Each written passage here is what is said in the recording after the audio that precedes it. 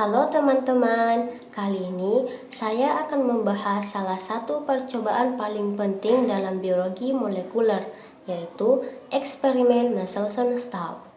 Percobaan ini dilakukan oleh dua ilmuwan, yaitu Matthew Michelson dan Franklin Stahl pada tahun 1958. Mereka ingin mencari tahu bagaimana DNA bereplikasi, atau dalam bahasa sederhananya, bagaimana DNA menggandakan dirinya saat sel membelah. Ada beberapa teori tentang cara DNA bereplikasi. Salah satunya adalah teori semi-konservatif. Teori ini menyatakan bahwa setiap molekul DNA baru yang terbentuk terdiri dari satu untai lama dan satu untai baru.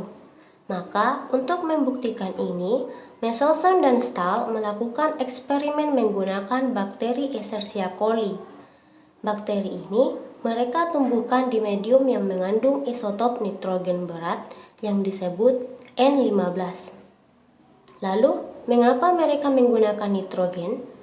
Alasannya karena nitrogen adalah salah satu komponen utama dalam DNA, sehingga nitrogen berat ini akan terintegrasi ke dalam DNA bakteri. Setelah beberapa generasi, seluruh DNA bakteri yang mengandung N15 yang membuatnya lebih berat daripada DNA normal.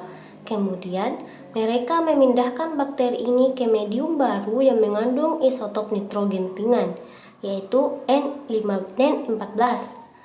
Nah, saat bakteri ini bereplikasi dalam medium yang baru, setiap untai DNA baru yang terbentuk akan mengandung nitrogen ringan, sementara untuk untai lama masih mengandung nitrogen berat.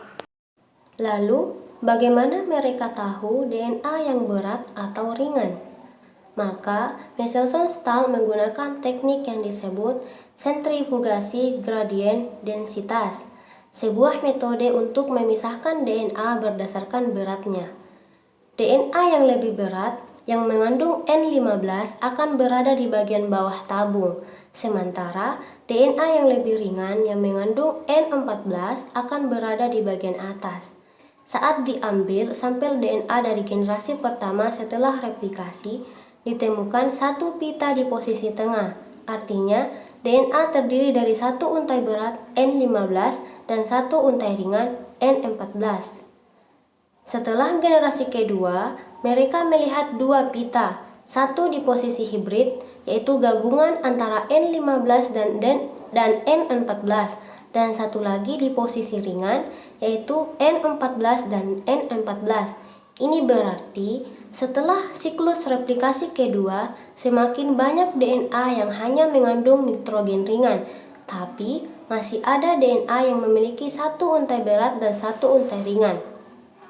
Nah, kesimpulan yang bisa diambil dari percobaan ini adalah replikasi DNA bersifat semi-konservatif, yaitu setiap molekul DNA yang baru terdiri dari satu untai lama dan satu untai baru. Michelson dan Stahl berhasil membuktikan ini melalui beberapa generasi bakteri dan hasilnya sangat konsisten dengan teori semi-konservatif. Eksperimen ini sangat penting dalam dunia sains karena memberikan pemahaman yang mendalam tentang bagaimana informasi genetik diwariskan dari satu generasi ke generasi berikutnya. Penemuan ini juga menjadi dasar dari banyak penelitian lebih lanjut tentang DNA dan genetika. Jadi, teman-teman, itulah eksperimen Michelson-Stahl secara singkat. Semoga penjelasan saya ini membantu untuk memahami bagaimana DNA bekerja dalam proses replikasi. Terima kasih sudah menonton.